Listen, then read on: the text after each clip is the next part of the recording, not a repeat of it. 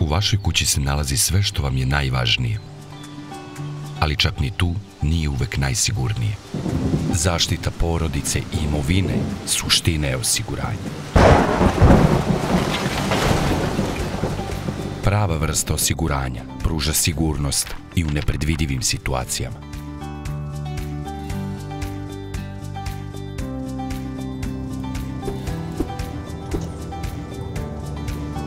Ako možete, preduzmite mere da sprečite veću štetu.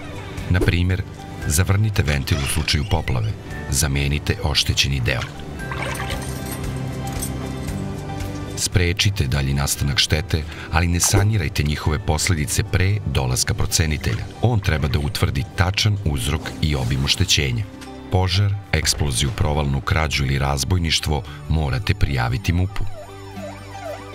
Da biste ispravno i brzo prijavili štetu, pratite ove jednostavne korake.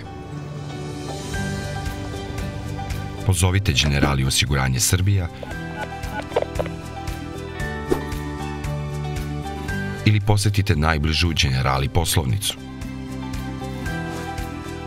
Dogovorite dolazak procenitelja i prikupite sledeću dokumentaciju. Popunjen formular za prijavu štete. Potvrda MUP-a u slučaju požara, eksplozije ili provalne krađe. Potvrda Republičkog hidrometeorološkog zavoda u slučaju oluje i grada ili prekomernog snega.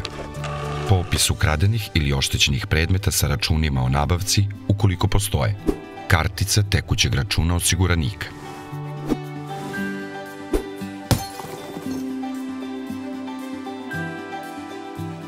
Svu dokumentaciju možete predati predstavniku Generali osiguranja Srbija ili u najbližoj poslovnici. U dogovorenom terminu procenitelj će snimiti štetu u vašem domu i napraviti zapisnik i fotografije na licu mesta. Ako je šteta nastala od izliva vode, otklonite uzrok da se ne bi povećavala. Šteta će biti rešena u roku od 14 dana od trenutka kada je dostavljena kompletna dokumentacija prema ugovornim uslovima osiguranja. Šteta se obračunava po tržišnim cenama materijala i rada koji je potreban za popravku. Oštećenje doma i imovine uvek je neprijatno iskustvo. Zato je osiguranje tu da vas zaštiti za svaki slučaj.